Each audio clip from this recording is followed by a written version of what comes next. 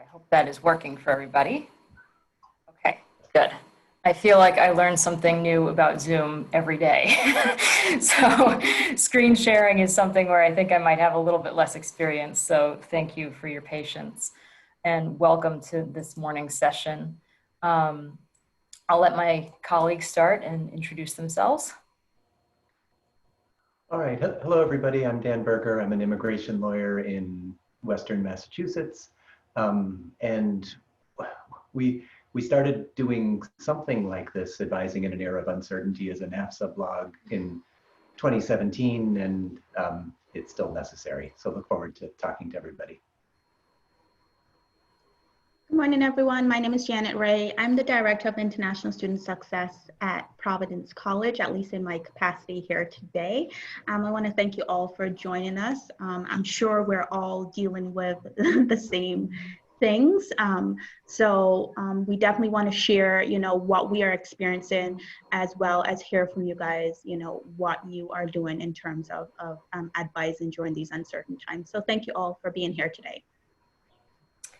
And my name is Elizabeth Capuano. I'm one of the advisors to international students and scholars at the Harvard International Office. And I work primarily with students and scholars at the Harvard T.H. Chan School of Public Health. So I work with primarily graduate students and scholars whose issues might be a little bit different from those of undergraduates. So Janet and I think, are going to be trying to lay out some of those differences and what our experiences have been like recently. So we kind of made up a list of what some of the advising hot topics are for students and scholars, given the various changes in guidance that have been taking place over the past few months. It has been, I think, a very tumultuous spring and summer. So we thought it might be useful to lay out where some of these things are and things that are worth considering as you are advising your international students and scholars, such as, is the program online or hybrid? Are students and scholars traveling, and is there a travel ban that has to be considered? Are people working remotely? What has to be reported in CVIS? Are we issuing electronic I-20s? And what is happening to duration of status right now? It just feels like a never-ending sort of stream sometimes of issues, but fortunately, we have each other in this region, and we have a very strong region that has people from a variety of backgrounds, schools that come with different approaches, and that have students and scholars with different academic needs. So hopefully we can address some of those today.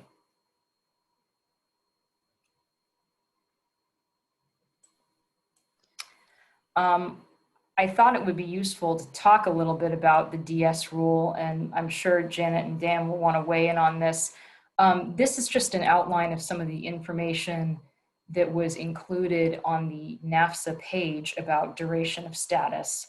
And it goes into the next slide. It's quite lengthy. The rule, or the version of the proposed rule that I was looking at, was 256 pages. So hopefully this helpful NAFSA summary breaks down some of the key points to take into consideration, and hopefully everyone is planning on working with their schools to submit some kind of comment. Dan and Janet, I don't know if you want to weigh in on some of your take on some of these issues. And Elizabeth, just quickly, there are a variety of efforts to try to make template comments. The American Council on Association is putting together something for organizations. NAFSA, there may be others through NAFSA and the President's Alliance. So stay tuned on that. I know there's only a 30-day comment period, but I hope you won't have to recreate the wheel. The one big thing about comments is that sometimes DHS comes back and says, well, we didn't read all the comments because they all seem the same. They just seem word for word the same as each other. So even if you do get a template comment or you borrow one from another school, try to personalize it a little bit and give at least one example from your school, like one real example. I think that's a really great point about giving examples, and especially highlighting because I think examples can be used to highlight maybe unique circumstances that your school may be facing or things that are common issues that your school is facing as well. So I think that's a really helpful point. Absolutely. Each school is going to, will most likely be unique in the things that they're facing. It's really important that we take the time to go through this and really comment, because it's going to affect us. It's not just going to affect DSOs and PDSOs. It's also going to affect, ROs and AROs. And most importantly, it's going to affect the international students as well, and what that means for them. It's now extra work that they have to do on top of everything else that we are asking international students to do as they come to the US and try to study in the US. So this is really an important time for us to make our voices heard and really push for duration of status not to change to what it is that they are seeking to do at this time. I completely agree. I think couple things that I'll say were also really interesting in reading some of it. I'm only partway through reading through some of these changes or proposed changes, excuse me. And I think one thing that is really stunning so far is that they keep readily admitting that the reason why duration of status had been implemented and then taken away and then implemented and then taken away in the history of F1 status and J1 status, they keep indicating that part of the reason why it keeps being re-implemented is because of paperwork burdens to USCIS, which is such a huge issue these days when USCIS was facing substantial furloughs and issues on that front when they're trying to increase their fees. So I think there's a lot of information to work with there and preparing a good comment. And the other thing that I would say is that I looked this morning, there are over 14,000 comments that have already been submitted in the past few days. And, if you're submitting a comment today, or if you're submitting it 15 minutes before that deadline closes, it is still a comment. I wouldn't let I would not hesitate to put some real thought into preparing something good and that represents your institutional needs and the needs of your student and scholar community. So this is the second page of some bullet points, and I just wanted to highlight some of the information about ESL programs. If you are an ESL school, there are some things that will be uniquely applying to you. There are some details about educational level and changes of educational level, reinstatement. These are all things worth looking at and making sure that you have an understanding of what the implications can be for your community. There is a lot of good discussion, I think, or I expect that there will continue to be a lot of good discussion on some of the NAFSA message boards and the email chains that are there. And I would encourage you to keep monitoring it. And I think that that kind of is a good segue into some of the other topics of conversation for today about how do you stay on top of all these changes. And that is certainly one way of doing it, is maybe taking a few minutes while you're having a cup of coffee and reading through some of those messages and responses that come through those NAFSA emails. I think another issue that seems to be garnering a lot of questions these days is work authorization and CPT and OPT for students who may or may not be here or who may have issues with the amount of time in which they're in the US given their educational programs. So we also want to lay out some issues for that. And these were some of the things that I thought of when I was thinking about how to advise some of my students. I have a lot of students who are in programs that have CPT requirements, like required practicums, and also for students who are very interested in OPT because they are STEM eligible. So this is sort of an example of how I'm kind of walking through some of these issues. Janet, I don't know if you have thoughts on how you're walking through an issue for some of the undergrad students, or if you have similar issues that your student population is facing. Certainly, yeah. Our situations are similar.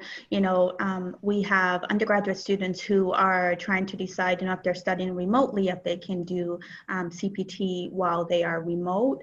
We also have to think about initial status students, initial status graduate students, and whether they have mandatory CPT that they must do right away, and what that looks like, and if the student is outside of the country, well, not an initial status student, but rather a continuing student in the grad program, or a continuing student in studying remotely that's an undergrad. How are we working with those students to ensure that they're still able to get CPT, and what are we putting inside, on their CPS records to show that the student is doing CPT and that the student is conducting CPT remotely. So I'm certainly in agreement with Elizabeth and the things that she has said regarding CPT and OPT. We know that these are challenging times, and we want to make sure we give the students as best information as possible, so that they don't run into issues down the line.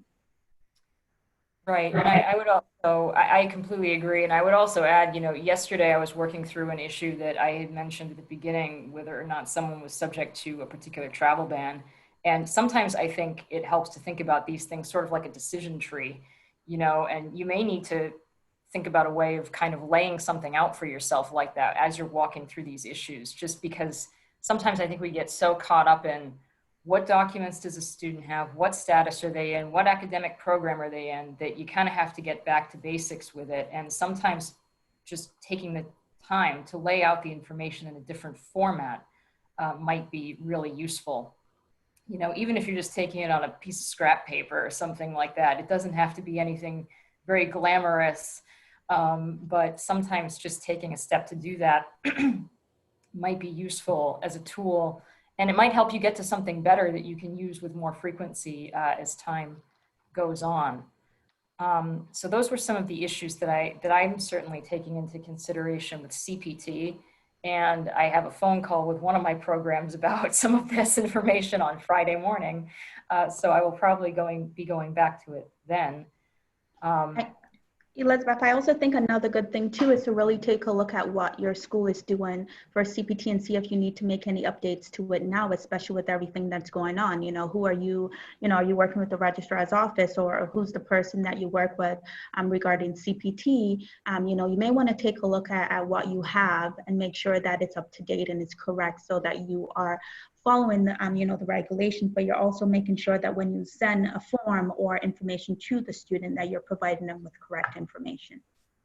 That's a really good point. And it's one of those things where, an example, this actually just happened to me recently.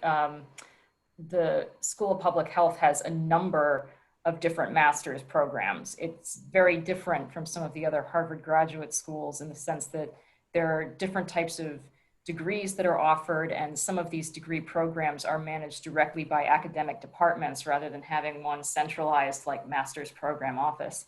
So I have a large number of contacts at each of these programs that I work with to administer CPT for their students. And one thing that seems to be happening is that they rename their CPT requirements on a regular basis. So I'm going back into the program manuals to make sure that on the forms that I am providing to students so that they can request CPT from me, that the appropriate terminology is used. Because if it's not, it can create a lot of confusion for everybody. So I think that's a very useful point.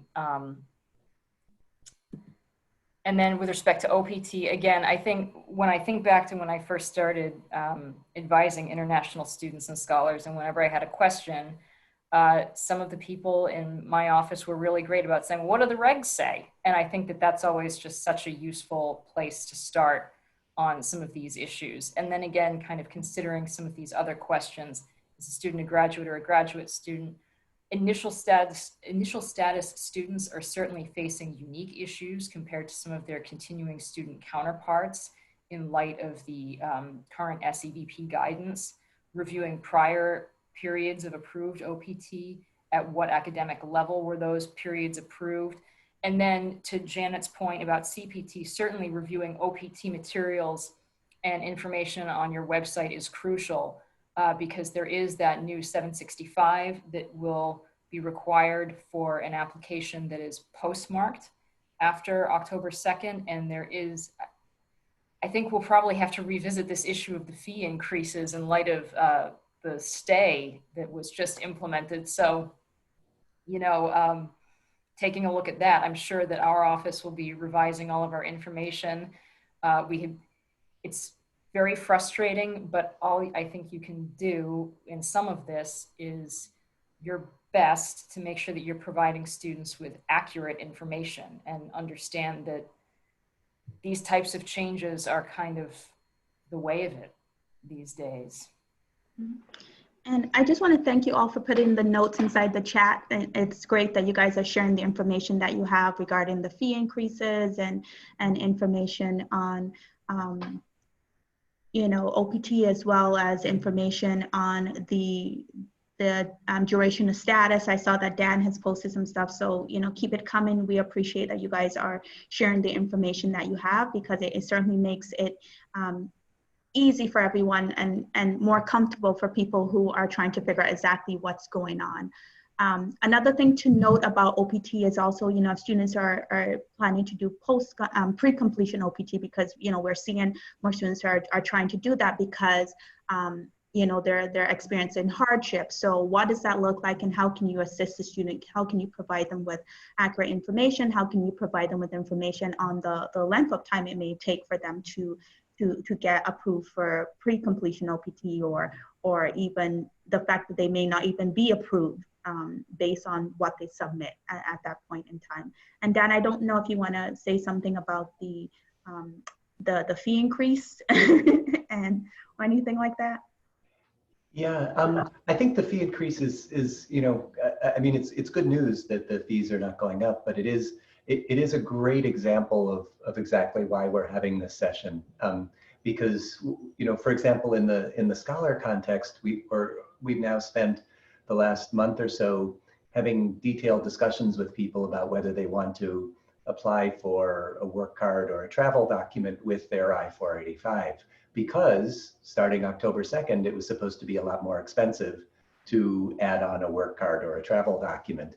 Now that's gone, so that means a lot more advising. And whenever anything is in court, and everything unfortunately goes to court these days, it could change. Like a judge has put in place a stay. The administration could appeal, something could change. We may go back to, this could go back and forth this year. So basically, I think as Elizabeth was saying, it's so important to really look at the listserv every day, even if your email box is exploding, just to make sure you're not missing something big like the fee changes. You're not talking to somebody this afternoon about the new fees when they're not going to be happening. And also realize that I've been telling everybody, there's actually a quote that I'll put it in the chat when I'm not talking, but there's a quote from the judge saying earlier this week, saying he was having trouble deciding about the new fees because the issues were so complicated. And sometimes that's helpful, just to show people when they, if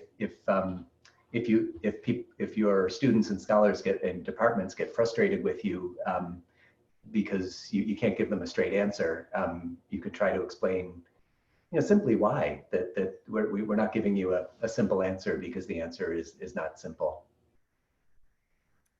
Yeah, I think that's a really good point. And I think what also correlates with some of this is I think we all have to be prepared to be a little extra patient with each other, which I think we're very fortunate to have a sense of that in this community. But I think also to be patient with ourselves, and also some of the students and scholars when they're coming to us with some of these issues, and departments when they're coming to us with some of these issues and frustrations. These are frustrating times, and I think that it is worthwhile to be prepared to accept that we may not be able to make everybody 100% happy here, and that it's going to be very difficult to achieve the type of perfection or seamlessness or ease that we would prefer to have. And I think that has certainly been a big hurdle. It certainly has been for me. I can say that with some honesty. So I think that those are also things to kind of mind with some of this, that this is just really hard,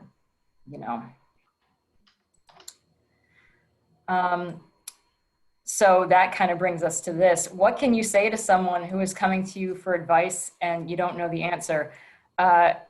I think there are a number of acceptable things that you can say in these contexts, including, I don't know, I have to conduct research, I have to confer with colleagues.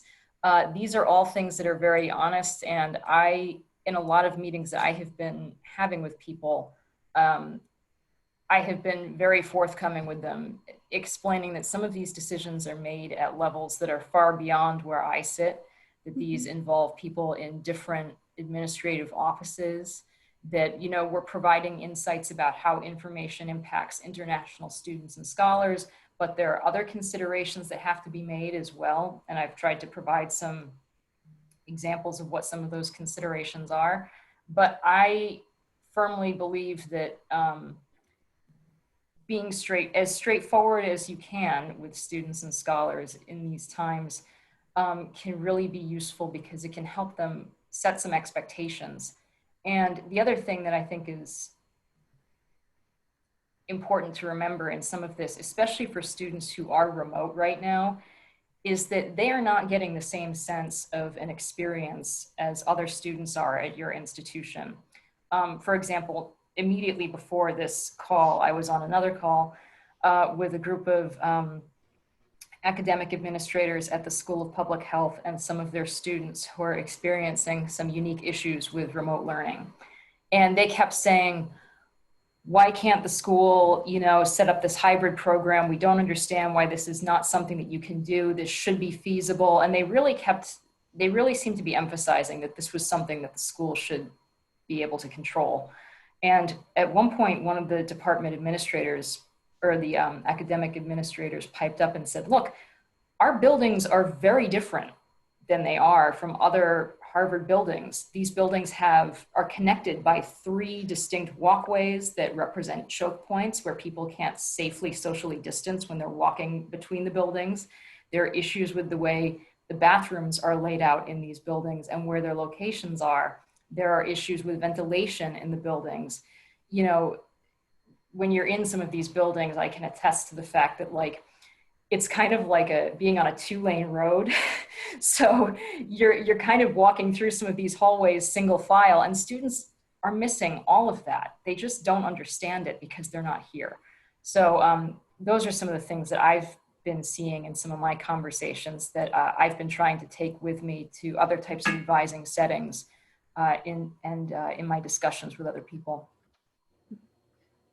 I think I think what's really important too is to let the students know that we are aware of the information, that we've seen it, and that we are, because it lets them know that we're on top of what's going on. We may not have the answer, but if we tell them we're aware of what just came out, we're aware of the ruling that just came out, we're aware of this information that just came out, letting them know that we're looking into it and that we are working with other constituents on campus, or we're working with our other international educator colleagues to find out what exactly is going on so that we can provide the best answer for them. I know during the summer, like many of you, you probably drafted emails or sent emails out, and then all of a sudden you either had to redraft those emails, completely change them, or you had to send a follow-up email because information changed so rapidly. And that's okay, the students just want information. So some of the things that we did was we had Zoom sessions with students, and we invited, the dean of students. We invited the diversity, equity, and inclusion. We invited different constituents on campus. And there were some questions that we said, we don't know what the answer is, but we'll find that out for you.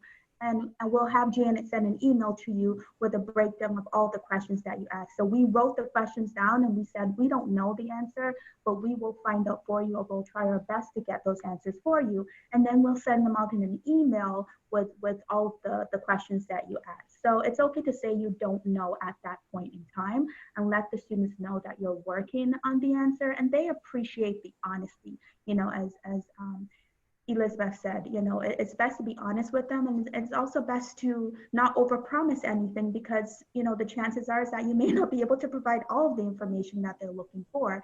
So certainly it's fine to let them know that you are working on it and that you'll get back to them with an answer, especially in a time where there's so much uncertainty going on and things are changing so quickly. Janet, that's such a great a great comment. And just as a simple example, I had a question from an advisor, or actually from a department. You know, I have somebody who wants to travel and get an H-1B visa stamp in a certain country where COVID is going very well in December. We can only let that person be gone for 2 weeks. Is it okay? And I think it's really valuable to say maybe not.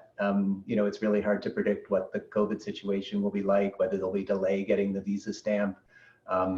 You know, I think if somebody travels, the employer or the school has to be ready for them to be delayed abroad if there is an issue. And then when they know that, they can make the decision. The other thing I wanted to say is that you know, the mental health toll of all of this uncertainty on all of us and on everybody we're working with is real. You know, there was one point in 2017 where I was just giving a general talk at a university where just about hot topics, and the university paired me up with the head of the counseling service, and that was really great because she started off by explaining how uncertainty can be almost harder in some ways from a mental health perspective than bad news. With bad news, you can make a plan. You know, God forbid if there's a rule that, you know, there's a travel ban for Iran and your Iranian students know they can't travel or their family can't visit, and you can make a plan. When it's back and forth and we don't know when we're going to get a clear and final answer, that's really tiring. And I think we can, you know, we can explain it, but we also just need to understand it and realize that how hard this is on everybody. I noticed that somebody put in the chat an article from Stuart Anderson. If you're not following him, think about it. I know we're all busy, but if you just Google Forbes magazine, Stuart Anderson immigration, he writes once or twice a week in Forbes. He's really good. I spent the weekend just kind of working with him on the DS piece, trying to simplify it. But I find these articles so helpful, again, in helping departments and students and scholars understand uncertainty. Because if there's an article in Forbes that says H-1Bs are, you know, that there's a big court case that's going back and forth on H-1Bs, that's really helpful to be able to show somebody that it's not just me. I'm not just giving you the runaround. I'm not just trying, you know, avoiding your question. People really don't know. Yeah, I think that's a good point about those Stuart Anderson articles, Dan, because I think the thing that they really accomplish is I think they give some of the technical background that we're working with, and I think they explain what some of the constraints are that we are facing and what some of the issues are from an immigration standpoint, but they frame it in a good context for someone who is not an immigration practitioner or who may not be very familiar with some of these issues so that they can understand it. And I think that he gives really good case examples. So I think that is a good point. So thank you for raising that. Let's see here.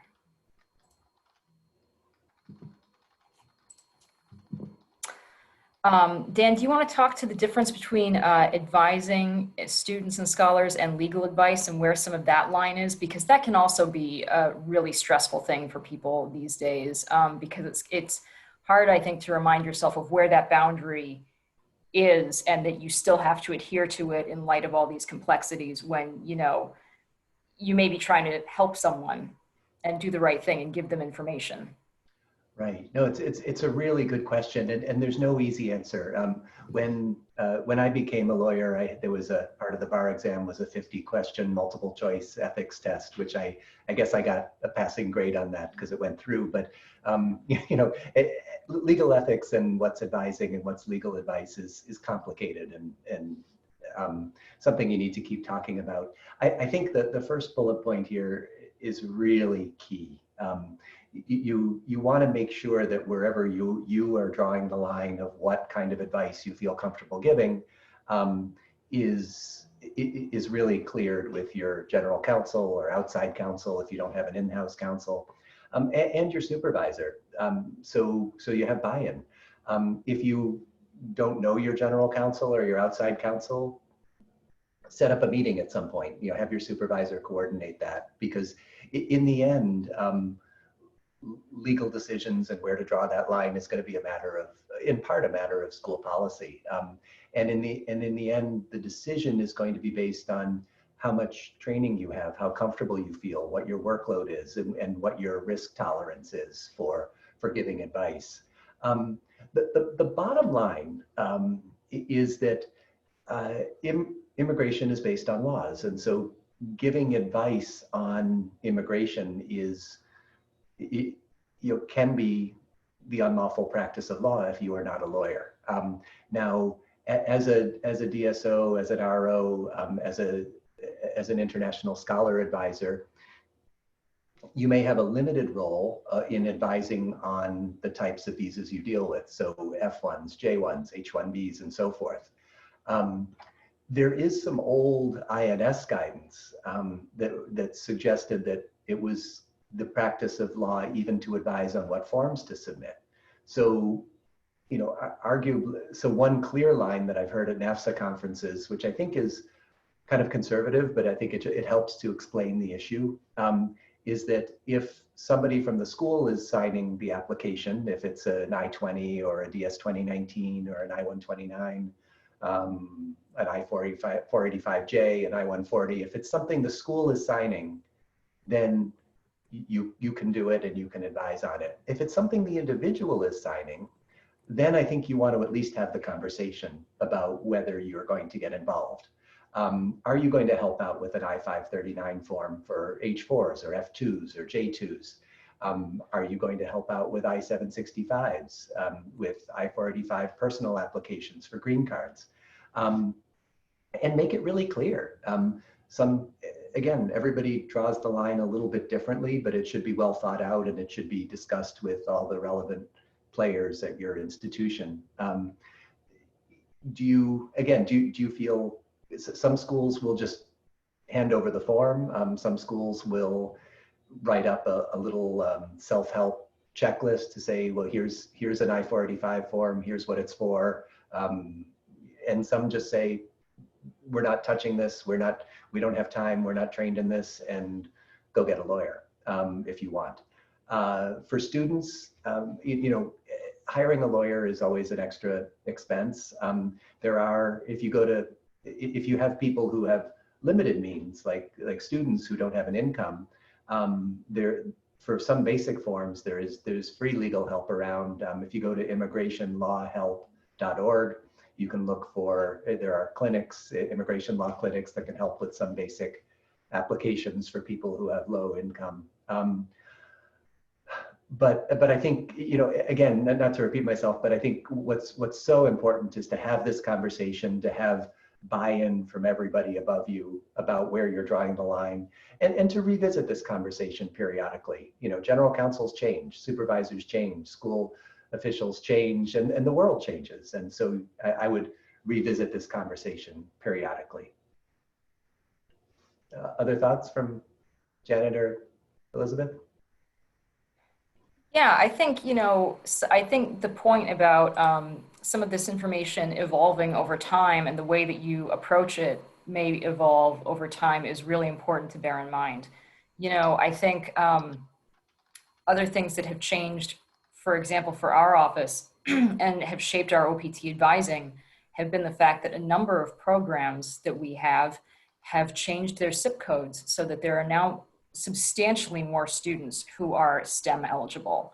So it's one of those things where it's really shaped the way that we think about our OPT and STEM OPT internal processes, who's handling what part of a workflow, how much advising do we feel like we can really be providing on some of these issues. And to kind of go into a more philosophical approach, I think we've also been contemplating, in the past, have we been over-advising on some of these issues, not because we're concerned about practice of law, but because perhaps we've been, in our efforts to try to help students, have we been like helicopter parenting and, preventing students or not helping students to realize that some of these applications are personal applications that they have to assume responsibility for. You know, so these are also some of the considerations that I think have to be made about some of these issues. And we've certainly been reviewing some of this and reshaping the way we've been managing some of these processes in light of COVID and remote work. Like there were certain aspects of these processes that we just couldn't implement anymore because of our office not being open in Cambridge. Our physical office location is not open. So those are some of the other issues that I would raise about some of this as well, for sure.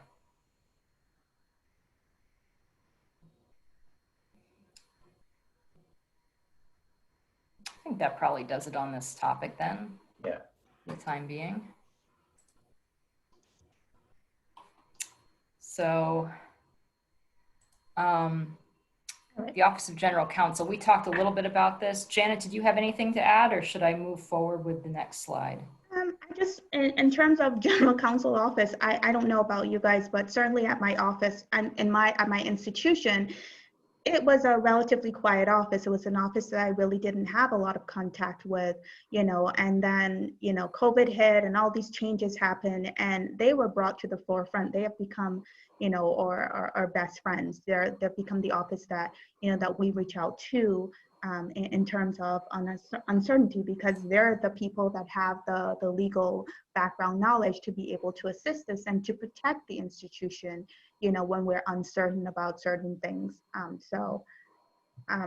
You know, they have become rock stars at our institution in helping us, you know, figure out regulations. And if they don't know, you know, as Elizabeth has on the slide, you know, they coordinate with outside counsel who will have the information, who have the immigration background to be able to assist us with the things that we're dealing with as it relates to immigration and our international students and scholars and exchanges.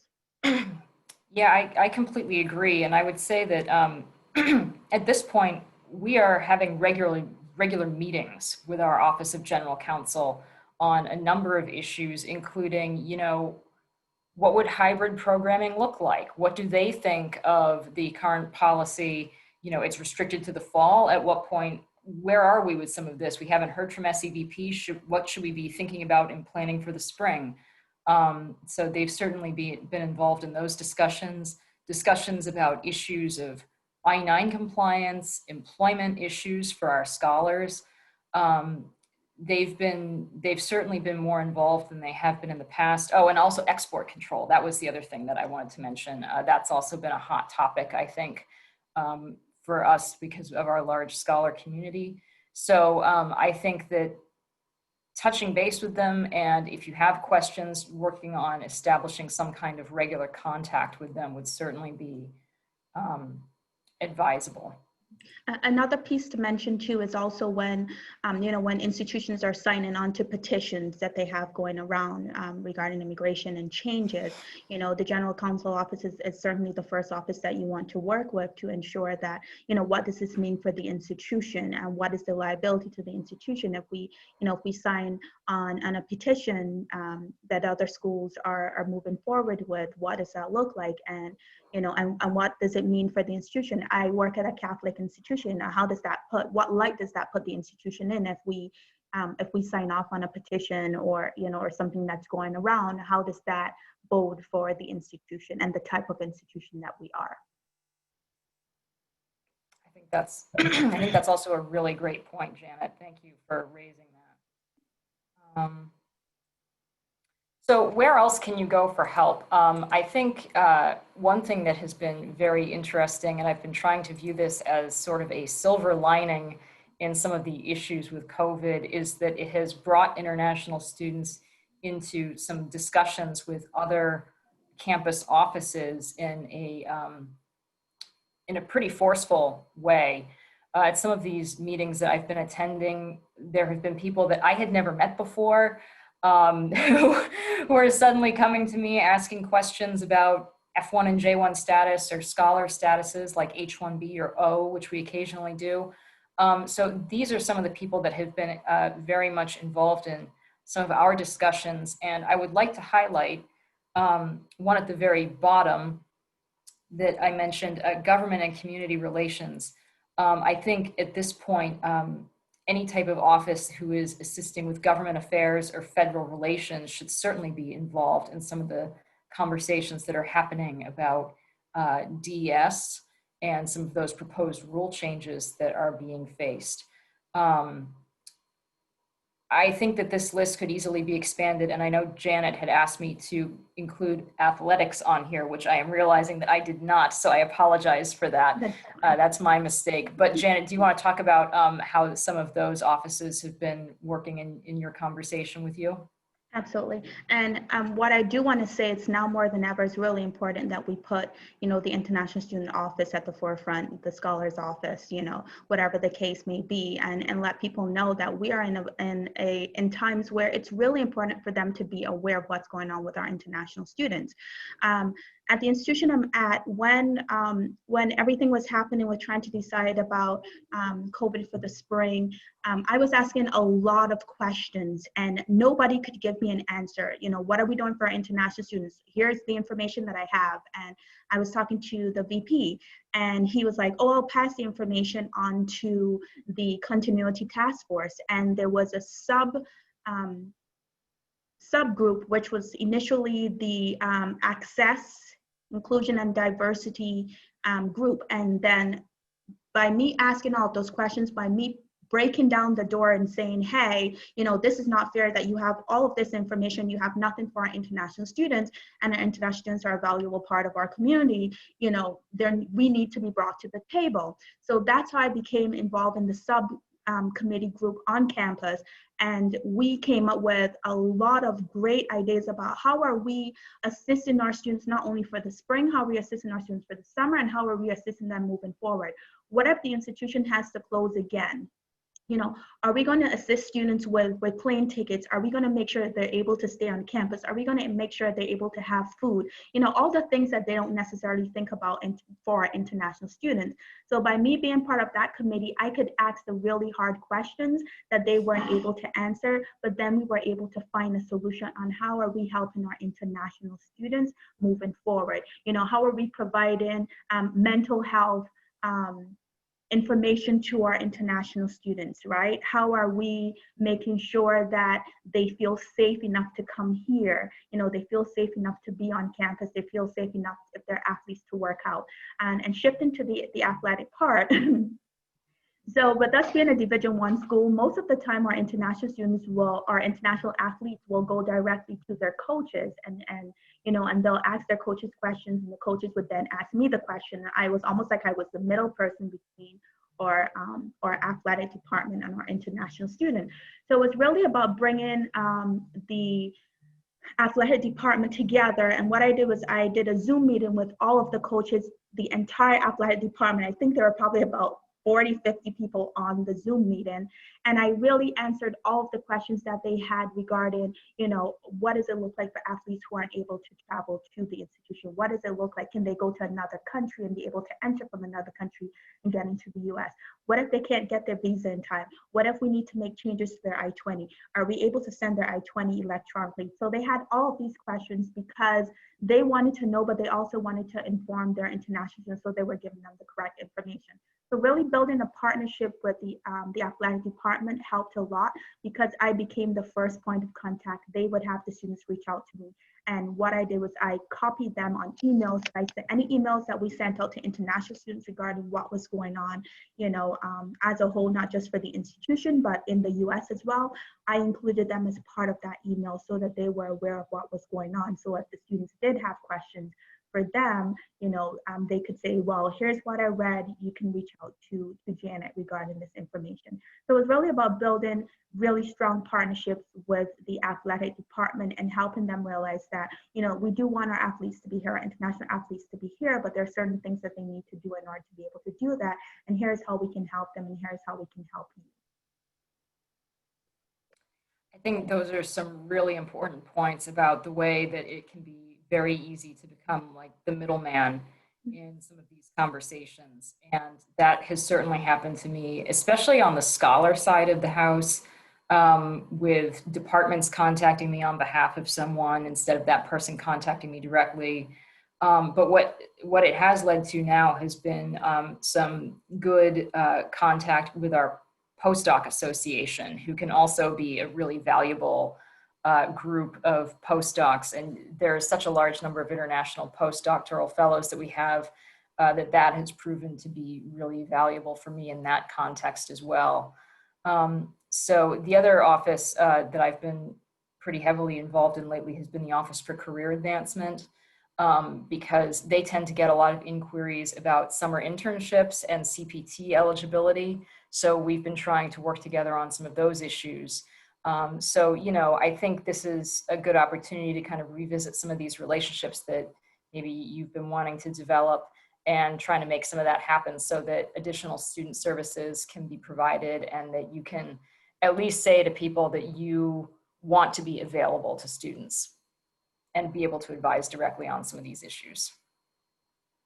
The other piece too, Elizabeth, is also, you know, working in tandem with other departments. So like your, you know, your health services, you know, you may consider creating a healthcare advocate within the institution who can work with the international students to help them, especially now with everything that's going on with their health insurance and their health policy as it relates to COVID. So you may want to tag team with your health services office to create someone in that office who is specific to international students, who can help, you know, the international students navigate, you know, the murky waters of health insurance. And if they get COVID, or, you know, or they have to be hospitalized, what does that mean?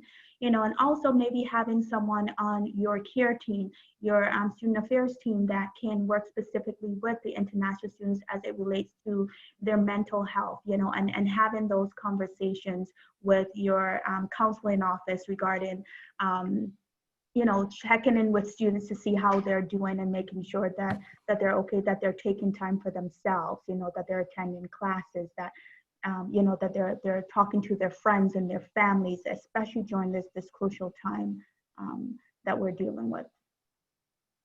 That's a really great point, and I think it's we have had some of those conversations happening with our university health services, and it has resulted in different types of counseling groups that have been set up for certain international student communities. Sometimes it's based on the campus or school. Sometimes it might be focused on people from certain cultural backgrounds or being from certain countries of citizenship. And I think they've really been doing a nice job of trying to make sure that some of those needs are being addressed in a very direct way.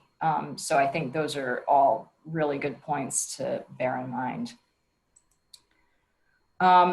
Couple of other thoughts about resources that you can turn to, and where, what other good resources are. Certainly the NAFSA manual. My colleagues and I have been using the manual regularly in our day-to-day advising to go back to certain major points and to make sure that we're looking at the most up-to-date information. I think that makes things substantially easier. And we've also talked about regional and national listservs. But also, I think Janet kind of raised this point a little bit about Providence being a Catholic school. Are there other professional and university and college organizations that your institution belongs to that might be helping facilitate contacts among its international offices? That also might be worth pursuing as well. Dan, did you have thoughts on some other resources? I know that you had posted some about DS on the listserv yesterday that I actually passed along to some of my colleagues at the School of Public Health to share. So did you want to weigh in on this too? I think that's it. I just want to really emphasize the NAFSA manual. I know it's an extra cost, and you can share it, but it's just such a valuable tool. And it's also, again, very useful for communication. You know, if you say to a high-powered department head, no, we can't do that for your star person, that's one thing. But if you say, no, we can't do it because, and here is the section of the NAFSA manual that says why we can't do it, that's really helpful. And if the NAFSA manual identifies some area of uncertainty, then that's something you can talk to your general counsel or your supervisor on. So it's really very much worth doing. And then these kind of you know, connections among, you know, because many of you are looking at different kinds of challenges. if you have a lot of English language programs, English as a second language program, there are certain issues there. If you are in a secondary school, if you have a graduate school, so if you have a hospital that's part of your campus, so there are a lot of different subgroups where you can share ideas so more directly with people who are thinking about exactly the same things you are.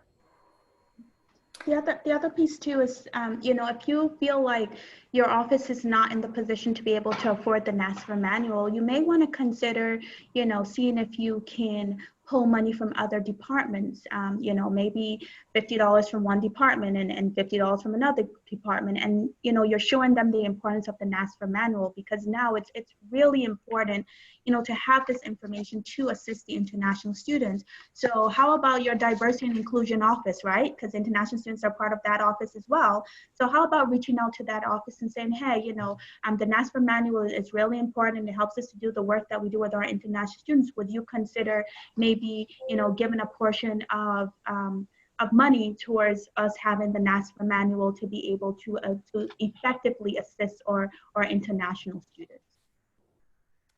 Yeah, I think that's a great point. And I can also say that in some instances, in communications with students or departments or scholars, whoever may be the person who's posing the question to me, sometimes it is very helpful to be able to get that regulatory citation very quickly and easily. And sometimes there are good explanations or examples provided in the NAFSA manual about some of the historic backgrounds on some of these regulations, the policy concerns that are taken into account.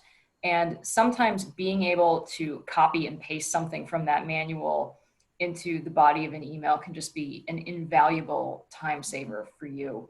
I also think, kind of going back to our point about the Office of General Counsel, I think one point that should be made about this is that having a subscription to a resource like the manual can help you be a better advisor, such that you can feel more assured that the information you're providing is correct, concise, and consistent. And that can also be something that they may want to know about in terms of potential liability issues. So I think that this is certainly something where some self-advocacy may be necessary and may be very much worthwhile. Yeah, and not to belabor this, but this is the time. I mean, I know there's one question in the chat about feeling overworked, and how we're suggesting doing a variety of things, that there just aren't enough minutes in the day to really do them well.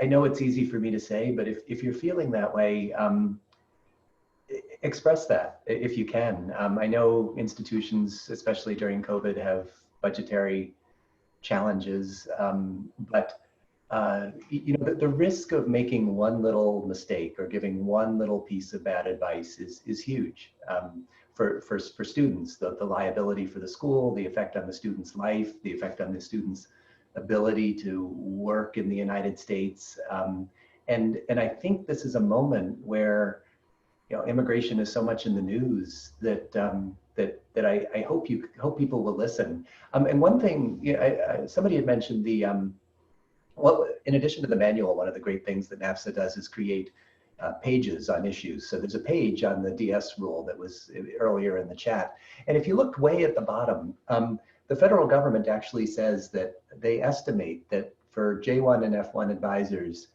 to just get ready for this one rule, like forget about everything else you're doing, forget about issuing I-20s and advising students and thinking about OPT and answering questions.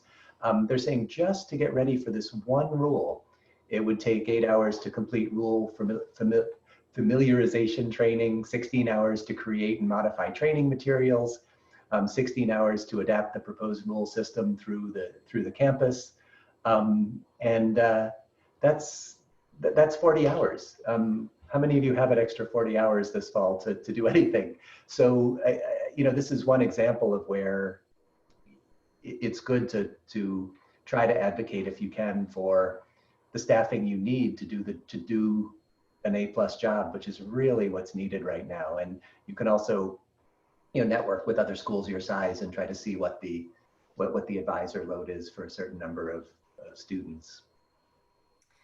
Yeah, I think that's a good point. And I also think, depending on the type of campus that you're at, and this may vary depending on institutional culture, size, student body, academic programming.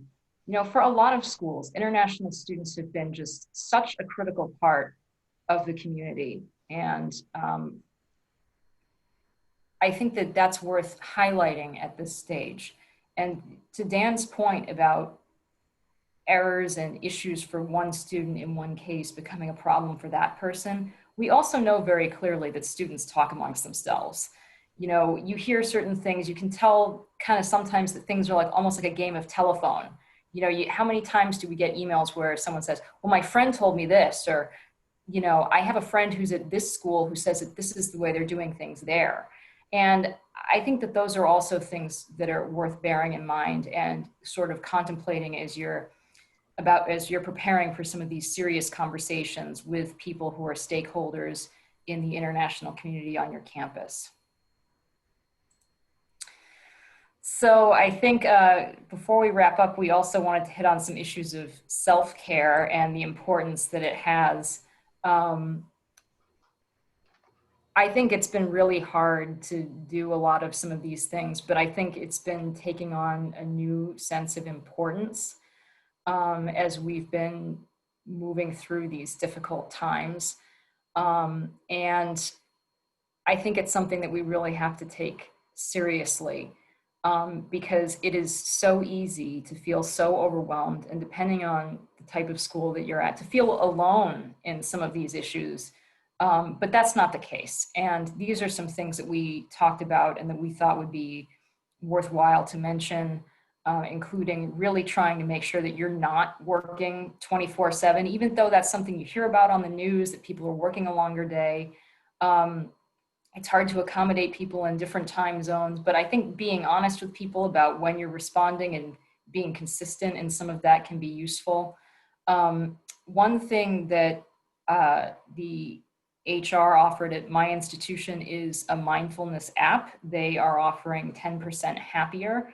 And if that's something you're interested in, that can be really, this might be a good time to try experimenting with some of those health and mindfulness programs.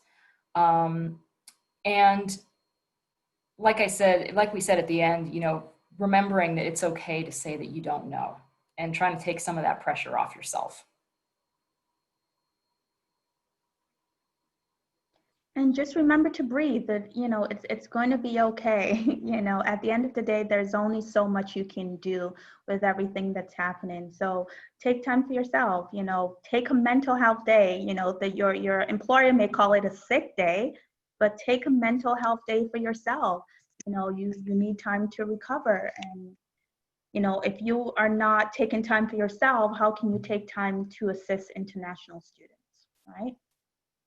Absolutely. You know, you know, people say that anxiety is like secondhand smoke, like, and we're around, all of us are around anxious people much more than we ever used to be, and we just have to accept the fact that can seep into ourselves and be aware. And also, I think Steve Springer from NAFSA did a great job of this on a town hall earlier this year. But one of the things, or maybe it was David Faustine, but anyway, NAFSA was basically explaining that sometimes when you don't hear from them, they're still in fact, when you don't, even if you don't hear from them, they're still working really hard. And they talked about, the SEVP guidance and how, you know, in the first few days after each new set of guidance came out, they were working furiously behind the scenes to get ready. And I think that's another talking point, if you can, just to try to explain to those you're working with and for, that if they don't hear from you immediately, it doesn't mean that you're ignoring them. It means that you're working hard and trying to formulate a good answer. And you may need your supervisors to help, or even higher up to help get that message out. I was on just randomly, there was a group of students at a school who set up a WhatsApp chat that to talk about an issue, and somehow I got put on it accidentally. And so I'm watching these students complaining about the foreign student advisor and how they don't hear back right away. And I think it just made me mad, but also it's messaging, just trying to explain what you can do, how fast you can do it. And also saying, I think the other talking point is, if you have an emergency, we'll be there. Like any of us, I know all of you would drop anything if there's something really urgent. And I know my family doctor just leaves several empty appointments during the day every day because he knows something's going to come up. And I think, and that's our message, is we're putting out fires, we're dealing with people who need it. But that may mean a bit of a delay in getting back to you, and please work with us. Yeah, I think that's a good point. And I think, reconsidering the way that we're communicating with international students and scholars is critical these days. I'll just raise this issue and then we can wrap up because I know we're a little bit over time.